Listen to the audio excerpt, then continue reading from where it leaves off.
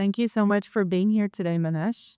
A huge fan of Poshmark. The sweater I was actually wearing earlier, I purchased on Poshmark now, like maybe a month ago, and was very excited and happy when you said yes. And the more I read about you, the more I could tell that you're very interested in helping community, and I'm so excited to have you here.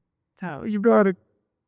When you started Poshmark, VCs wanted to fund a database company with you instead of a fashion company. And so I'm curious how you were able to convince them or go counter what they want. Yeah, so it's actually, I started another company before Poshmark called Caboodle. That was started back in the '04, '05 time frame. I think of it as basically a precursor to Pictures. It was a company by which you could actually collect data. Before that, I did 2 or 3 different database software companies. So actually the stories all around Caboodle, but I went at the BCs, they said, hey, we would fund you if you were really a database company, but not if you're really a consumer company. With Poshmark, I had the advantage of actually having sold successfully Caboodle to hers.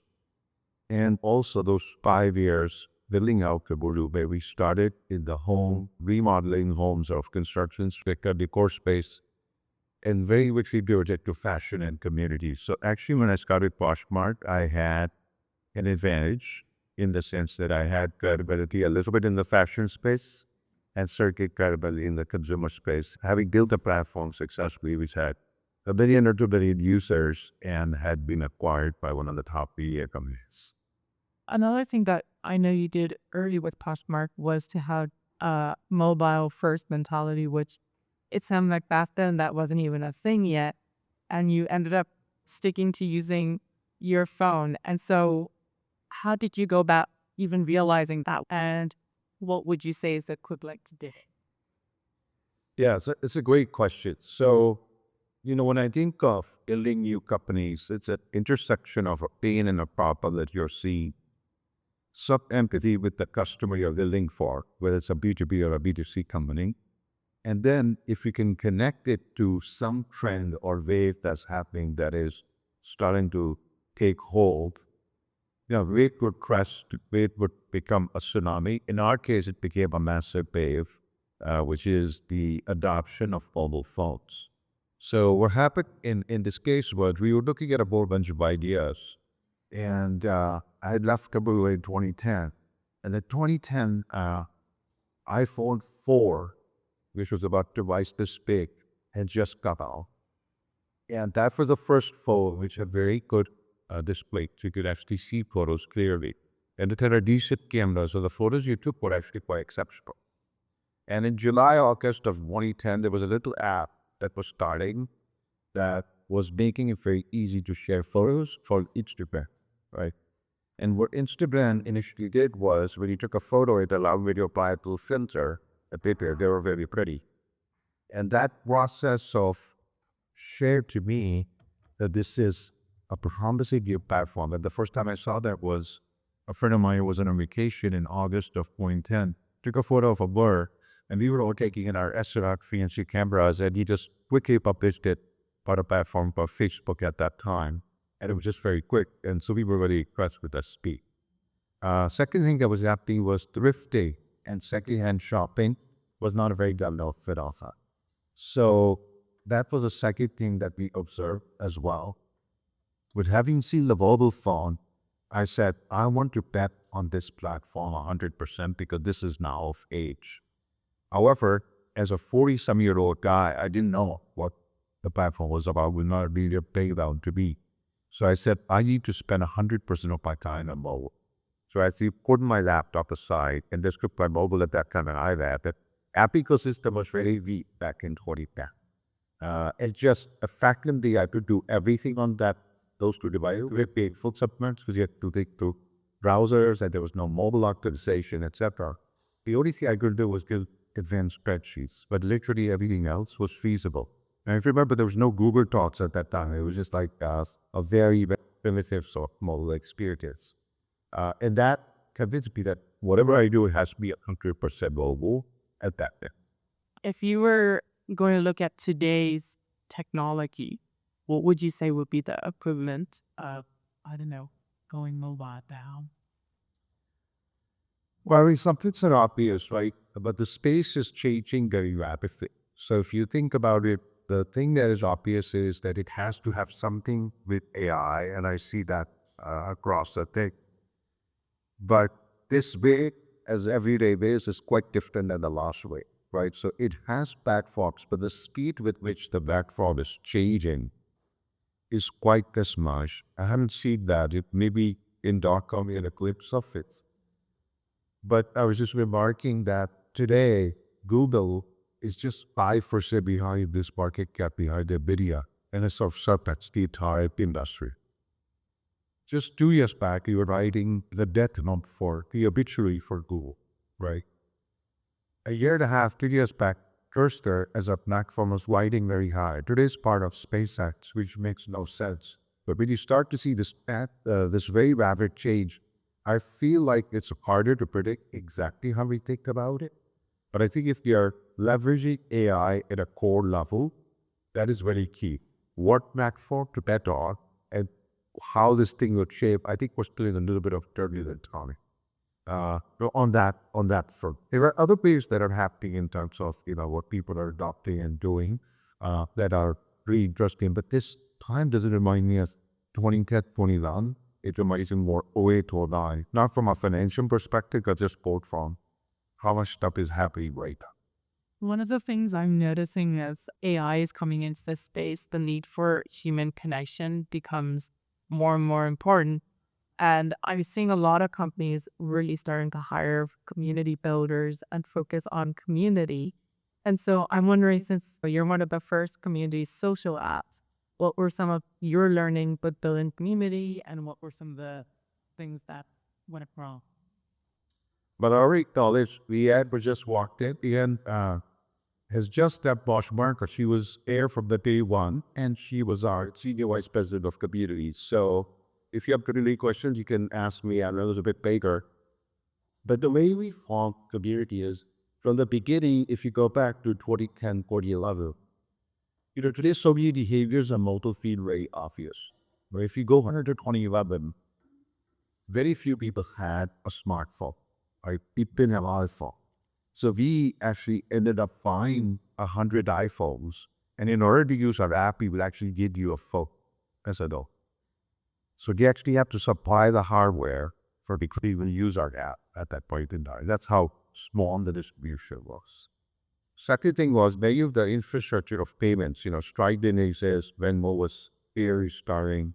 So all the payment infrastructure we take for granted did not exist. So the early days, we would typically host get-togethers in the South Park area. There was a bar pro district. Leanne and my other co-founder Tracy would host these get-togethers, and we would actually do physical transactions of used goods there because we would have payment and shipping infrastructure built. Now, in all of these pieces, one of the things that the bet we were making was that people would be very comfortable in taking photos, right?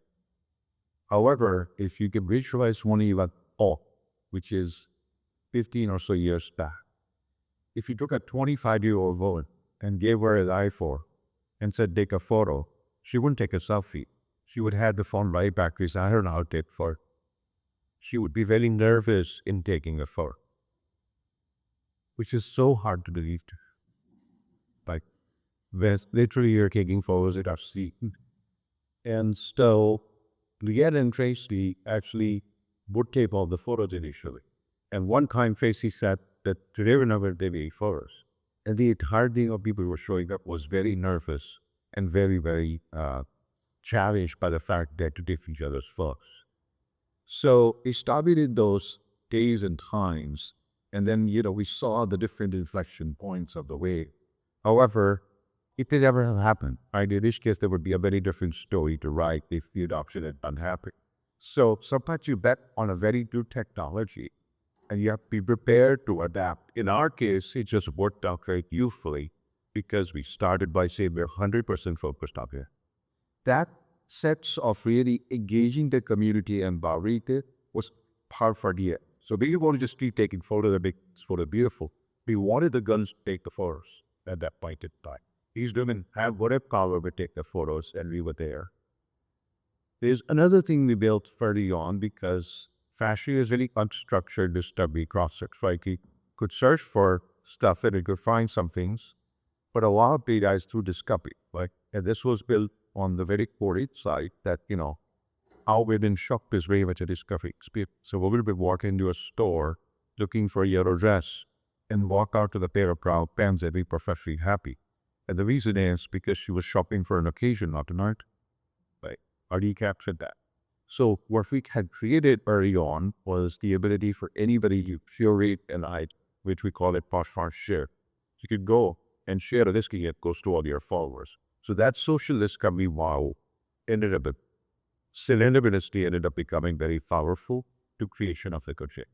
Because I will share your listing, and many times you would share my listing back. Then we created a tailor car Posh party, you curate listings there. So it became sort of this helping society where I would help give, you would help me, I would choose your items, you choose me, and that ended up creating an online community. Where the whole point of it was more discovery and search, but it ended up becoming a community part. The third pillar of community was that early on, we were no mobile marketing tools. So going back 11 and 12, very little mobile marketing tools existed. Cost of individual user acquisition was sky high. We spent a lot of money in online marketing and it didn't work. So Tracy, we had a couple of folks ended up really doing a series of physical events throughout the country. And those physical events would happen in a city. We would talk to the creators or influencers of that time that were called fashion bloggers, were literally blog posts. Our PRT would reach out to our local stations and we would try to drive traffic and propagate these pieces. So we did start to small, 20, 25 users. We get 200 users in a city, 150. And at the end of first year or so, we had only about 1,000 users of the platform. And so that was very, very intimate. We knew many of these users by name.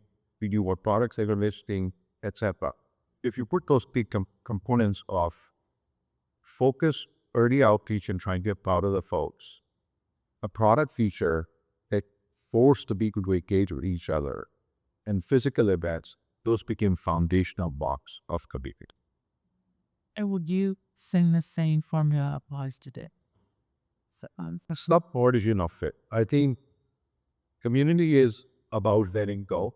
Right? A lot of fans want to control it, and that becomes, editorialized. You cannot editorialize the community. You cannot control what community says or connects. In that setting, goes doesn't mean like you let it run free and then make its any wishes, but you have to allow them to interact in a way and be open and be humble enough to know that they could take you a direction that doesn't exist today. Second thing is your product has to support the formation of community in some way. And that can be the way we did it at Poshmark, could be something else, but it has to be part of that core product, right? Another word I heard for community recently talking to actually somebody from Hollywood, and they were talking about the notion that great products have a cultish following. So the notion of a cult, but if you think about a cult, it is shared passion for something, and that's community as well. The third thing, which is important, is some level of physical connection eventually is required. And that, as you said, is even more true today than it has ever been. In fact, one of my thesis is that as AI takes on more and more of our life, the need for authentic physical or live connection will actually be significantly more than it has ever been. and do you think that's going to also apply to B2E brands, not the consumer space? Oh, totally. I mean, if you think about Muscuri, it is thriving right now. It is off the charts. I mean, part of the reason I got the dick here is there's some Irish company that's happening in Australia that will completely take it over because I did here there. And so it is a really big testament that even for non-consumer products want to connect and get as opposed to just, have everything done. Now, what will be the role of agents and robots in the future? I cannot 100% foresee. But even if they're here, I think there's going to be a sentient human presence that will be present. Jesus, my code. When we look at you building Poshmark, there was a time when you actually chose to rebuild the platform. And I'm assuming investors were not going to be happy about that. And so, what advice would you have for founders going against their board, their investors? What do you know? Hey, this is the right thing to do versus listening to them. So what Matthew is talking about was a phase in our company's history. In 2012, we were really starting to use Facebook as a core platform for outreaching to the user. But Facebook was still a very inefficient, plucky platform at that time. In 2012, 2013, Facebook and Apple created a partnership that became a defining partnership for mobile distribution, where an ad, you could click an ad and instantly install the ad directly from that ad, which we take for granted today, but it did exist till 2013. Facebook itself had just bought Instagram. It was sort of struggling with their mobile presence. Their stock was at an all-time low.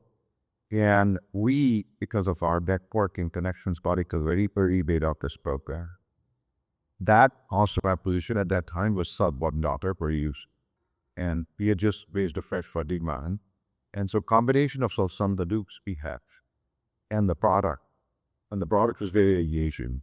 One of the reasons we were in business at that time was the actual engagement and retention of the users was skyrocket.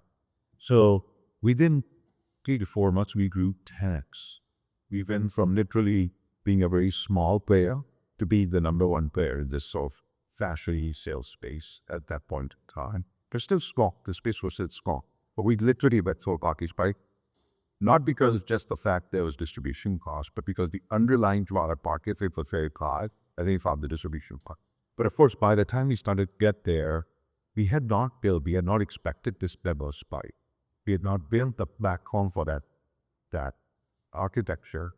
So we started to find that we would acquire a user would come to the platform, and they go to your target because our system that we could handle that. So that whole process effectively would dynamically be checking users in the system. So an effective cost of acquisition was actually going up through the roof. Our evening parties, which had a lot of concurrency, were not able to handle it. The system would crash, people were not able to come in. It was a very high concurrency event. We were not bid for that. In parallel, Facebook had now opened up the marketplace for bidding. So cost of user acquisition just at the raw level had gone up 5 to 7x.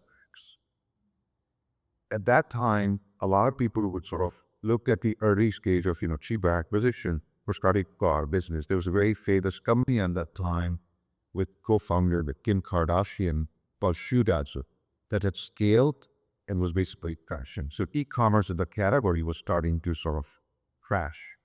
I looked at all these factors and I said, we cannot get you to scale at this level. And if we do, with gobs of capital, you might as well just die. Now, you could make two decisions. You could have absolutely raised a happy run forward, or you could have taken a pause. I want to take a pause and beat the platform. Now, that is a very hard thing for a venture investor to understand. So it took time to convince and get them off the side. And this is where our credibility happened. And people agree. So I would not advise you to go against the board. What I will say is, if you strongly take the time to align the board, because if you fracture that process, it can be checked. Now, if you have enough of successful track record, etc. The second thing is, if your investors are the kind of investors who are there for the long term, they will support you through this thing. At least and you have that proven. So I got there they put some capital into Riches Over, and we spent the fall of 2013 after having all this insane growth. Our growth flattened out. So we went from literally 1100% growth to not to zero growth because we literally shut down marketing. But we found that we were still growing 30-40%, which would have been great. And so we kind of sort of felt almost like the wind came out, but it was growing because it was an organic and viral retention analytic growth, which was very powerful. And that became the foundation of even our IPO at that time. So while this growth graph changed, the experimenters proved that there was sort of real foundational value in the platform. And the cohorts, which is basically users we acquired different points in time for those who understand or don't understand the terminology, ended up growing. So there was an inherent growth and re-engagement built into the product And by rebuilding the product both at the infrastructure level and some of the value loops level, the second phase of growth was up into the moon. And so speaking about IPO, at one point Poshmark was worth 8 billion in 2021. And then the stock collapsed and it went 21 months later you sold to Naver for 1.2 billion. And so, what was that like going from maybe 8 billion to 1.2? If you were to go back to 2021, is there something you would have done differently? There were two factors. I think in 2021, the valuations, so even before the IPO, the valuations were at a very different. And it was, part was free money for, the stimulus which was happening in the consumer level. Part is the high tech. So public markets are often driven by high that takes them to different levels. So to me, that valuation was very unsustainable at that point in time, but we couldn't control it. It was just bid up. We buy stock at $40 and they like closed at $102. And I was like, many of time, boy, you were like, wow, I was like, ooh, underwrite soft. Going into this valuation, and me and my CFO were a little like, there. So that happens. I think the second factor, which was like the bigger factor that happened was, as COVID was receding, stimulus and sort of the whole economy went into a second round of withdrawal, which was a lot about interest rates rising, stimulus, which, for a consumer, I think it took some time to sort of be settled down. The third thing that was happening was a lot of companies were pivoting from this era of data sharing to era of chaos. So we also had this distribution platform shift. Meta itself was going through this massive change at that time, and that would take 4 or 5 years for it to happen. That's behind us. Meta is back to being a very efficient distribution channel. Google is going to be a very efficient distribution channel. TikTok, of course, is very efficient already. And that time, TikTok was just starting to emerge as a distribution channel. So when you go through these distribution channel shift can take 2, 3, 4, 5 years sometimes to revector. And you see that happening with AI right now is AI platforms are coming out. There might be distribution platforms too, right? Advertising is very unheard of. So if you're building a consumer product, you're still using traditional channels that are not completely there because consumer interest has shifted. We're not Google surfing anymore. We're spending time in areas. A lot of our interest and energy is shifting to areas that are not yet made for distribution. And so, of course, also this generational shift, it's not as seismic yet, but it will become at some point quite seismic. And that be the time where you have has the longevity to do that. So that was stuff happening in the economy. The second thing that was happening within us is we were also building a new version of our product as a companion product, which was live stream. And so that would take such time as well. So we looked at all of these factors. We said this partnership, which allows us to become private and come back, is the right thing. And actually, it turned out to be a great bet. Now, Poshmark is healthy, growing, profitable. And, next time we go out here, the mushroom was called different journey. So we had to go through this process of transition. But all these transitions, we couldn't predict this. Maybe avoiding IPOs up into the bones. And then within a year, the entire environment had changed, as well as some direction of the consumer was starting to shift. And live streaming had never taken hold in US was starting to become really prominent and big, but still early years. Being purchased by Naver, you've been CEO, but now 2015 you decide to step down. So what has that transition been like? What advice would you give of a founder stepping into a board position instead of a CEO? Whenever you're building a company, my first question to everyone is, and I see that in your pitches today, is who do you want to serve? If you have a clear mission, that you can sort of work through those pieces. So who do you want to serve starts with number one, is some customer, some user that they want to serve. Is your blah, blah, and want to help them. But that's not the only issue you're serving. Second people you're serving is your voice. They are also part of your constituency as you wrote the T. The third is also a dimension that we forget, which is on investors, right? And very many dimensions of great founders. But one of the dimensions that I would like to be emphasized and driven to all of the folks who are here, and is that as you raise capital,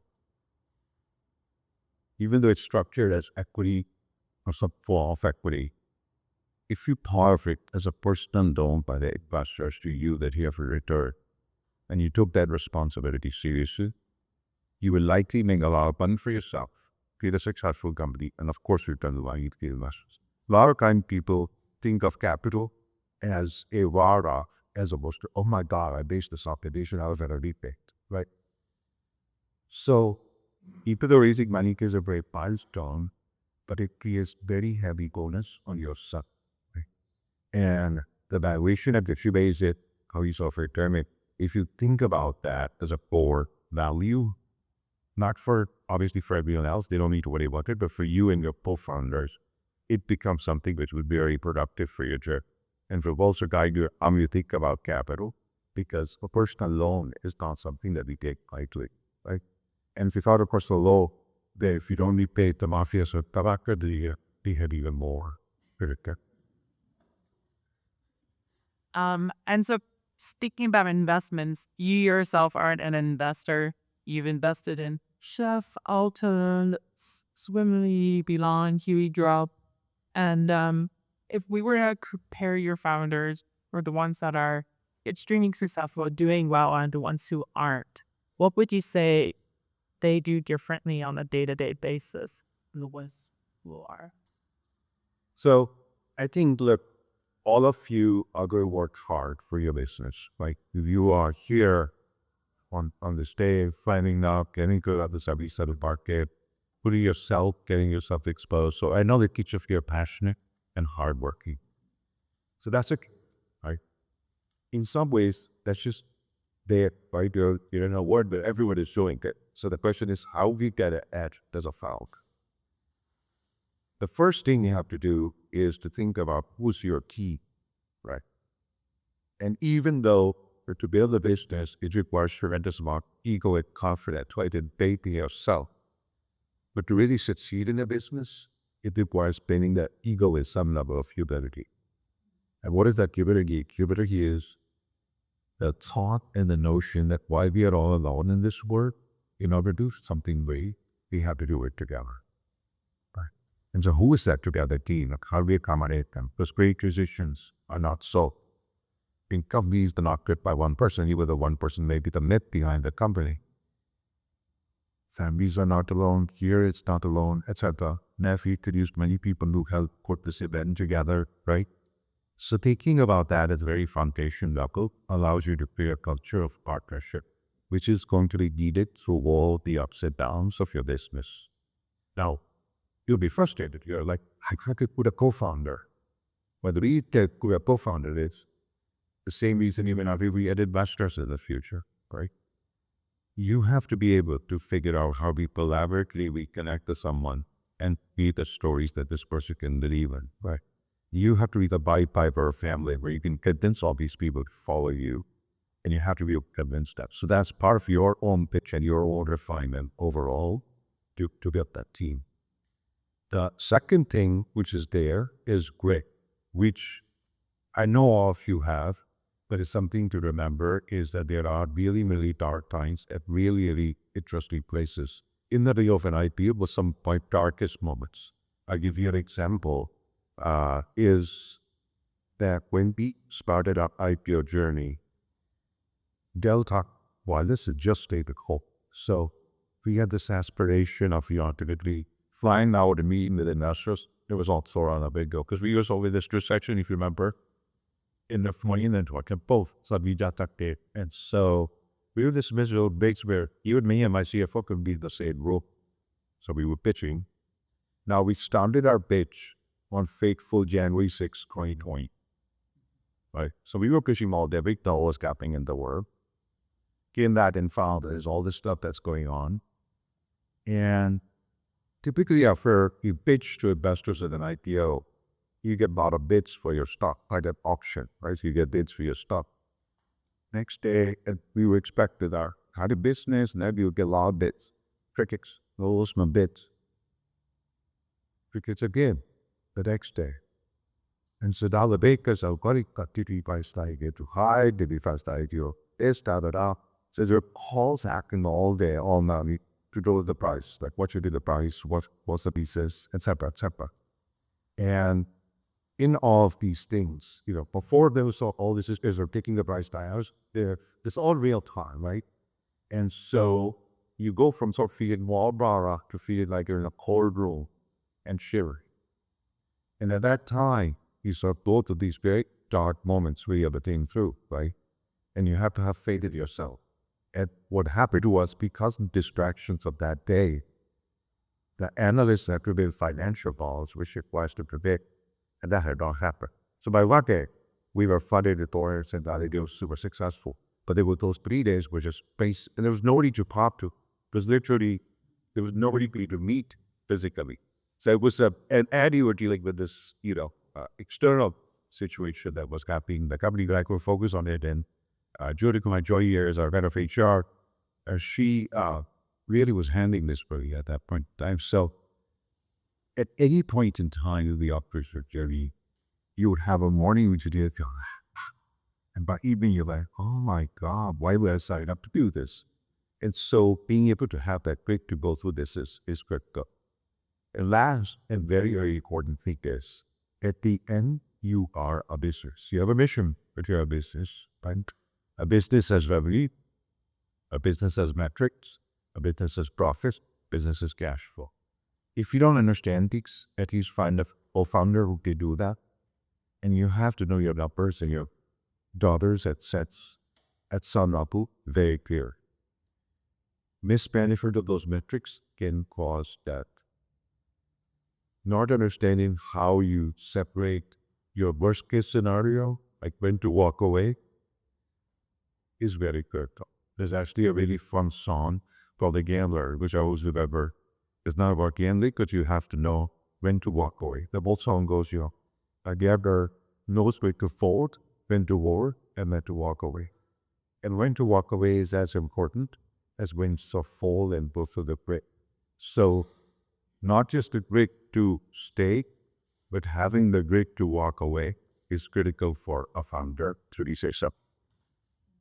And would you say that was why you knew it was time for you to walk away from pop?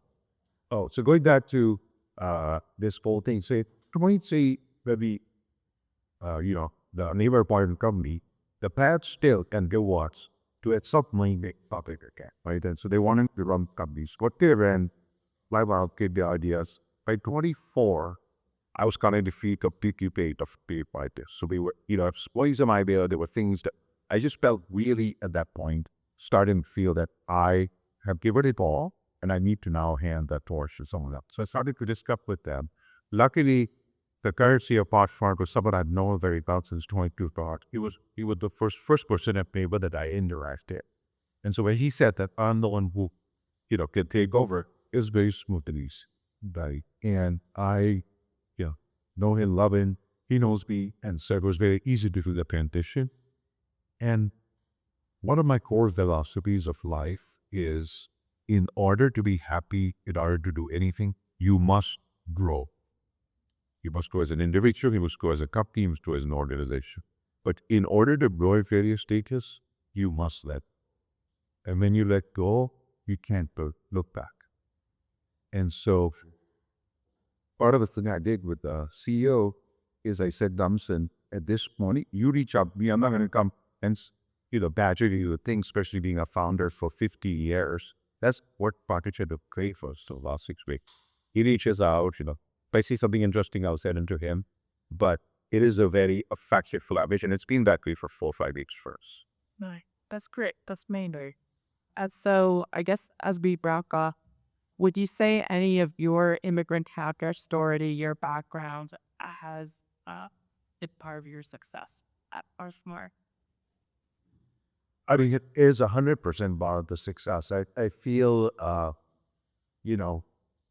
my background, when I went to college, the people I met, have been part of my early communities for my very first company that I started. There's an organization, actually, I'm doing a bunch of right now, called SPY, the Indus Entrepreneurs. And that was all started by a group of South Asian founders who wanted to give that. And there's just, different communities as these organizations.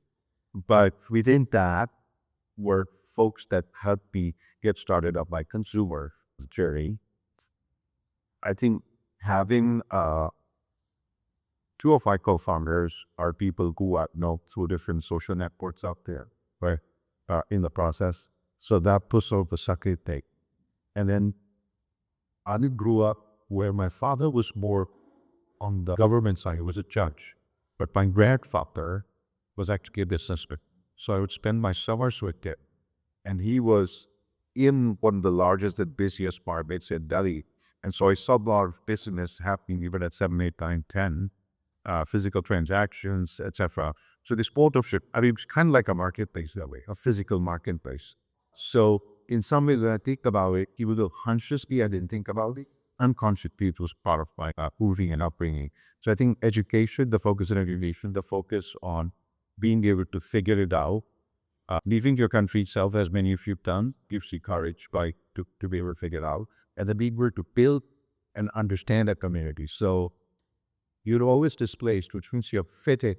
You're never fitting, you have to understand the context. So for someone where to get it from being a deep technology person to consumer fashion and to figure it all out, right? And talk to people. So you're always open to absorbing things.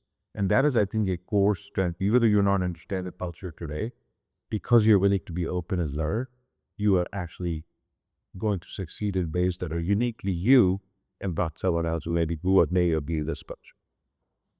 Thank you so much. And with that, we're going to open the floor to anyone who wants to ask questions.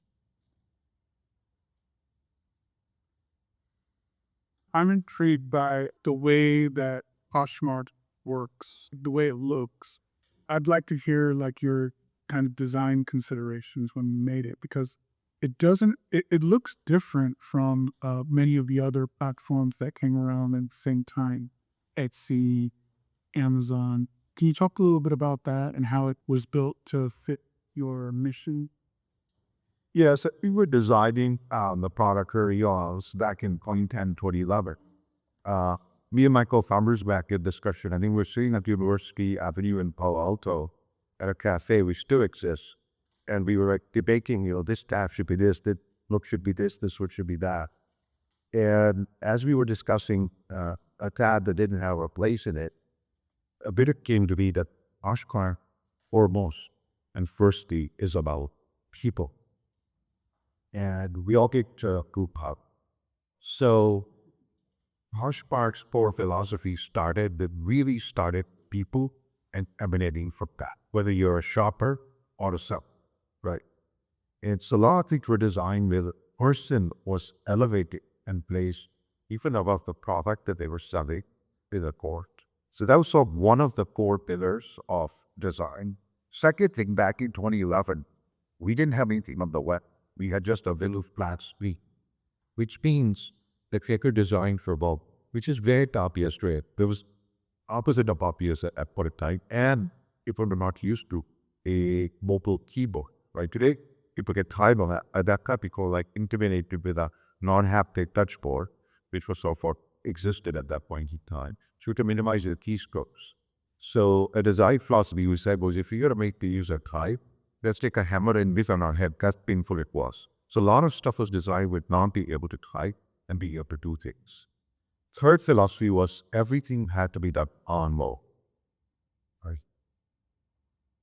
And last is very core to Poshmark. If you think about fashion for a lot of us, fashion in some ways is passion. It's not just utility, right? And we started to focusing on women, and for women, fashion is not just passion, it's part of who they are. It's part of their identity.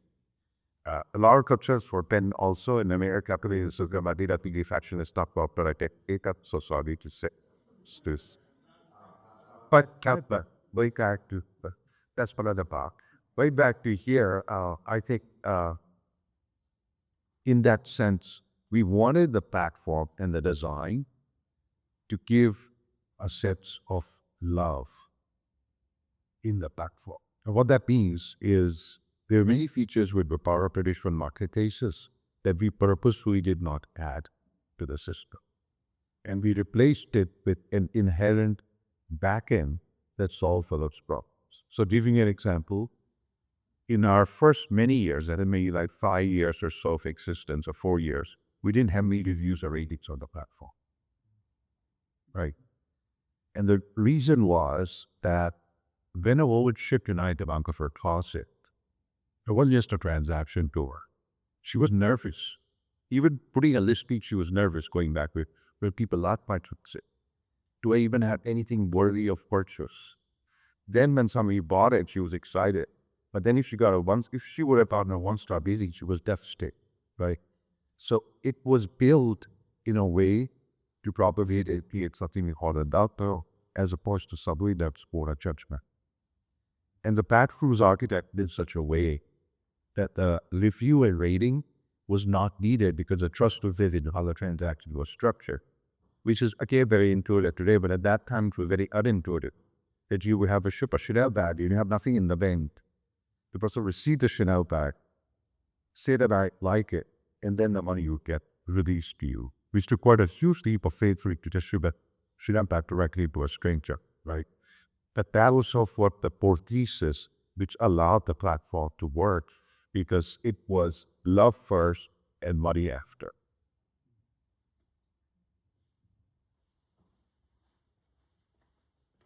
So I really like how you said like you have translated the identity, like people's identity into technology. And I kind of wanted to understand when we are building and like creating value for customers, on the business side, we kind of have to make a lot of like trade-offs. So I would love to know like what are trade-offs that you made on the business side or even on the customer side for that matter. Sure. So on the business side and on the customer side, I think there's a few trade-offs that I could talk about. It has many trade-offs made, but there are a few trade-offs we could talk about. First is when you were actually got bought to make sure there was a lot of pushback that why should price at whatever our commission rate was, which was considered very high, and people thought the product will never take off, right? And I believe if you build a good product, you have to price it right so you can actually create a sustainable business. Now, sometimes you may have discounts that you have to do to kind of get adoption, but that should not prevent pricing to happen. So that was a trade-off, right? Which is a trade-off where you could have created something that would be deceptive for the consumer. And my point was, if we create this commission, it should stay that way forever. And actually, 50 years later, our commission has not moved up one or down 1 point. In fact, fortunately or unfortunately, 2024, I did an experiment to change our commission structure, which backfired. And we had to go back to the original. It hasn't changed. Despite competition coming in, Iowa or etc., the commission we had in 2011, which is very unusual for a marketplace, is the same as 2026. Second thing we did was we said, we are going to make it super simple, because our vision at that time was this 21-year-old girl or 20-year-old girl sitting in college, right, and trying to sell something. She doesn't think of it as a seller as much as just a clothes store. So we don't want to think about how much, if you sending something, first weigh it, how to ship, how to package, want to make it all simple.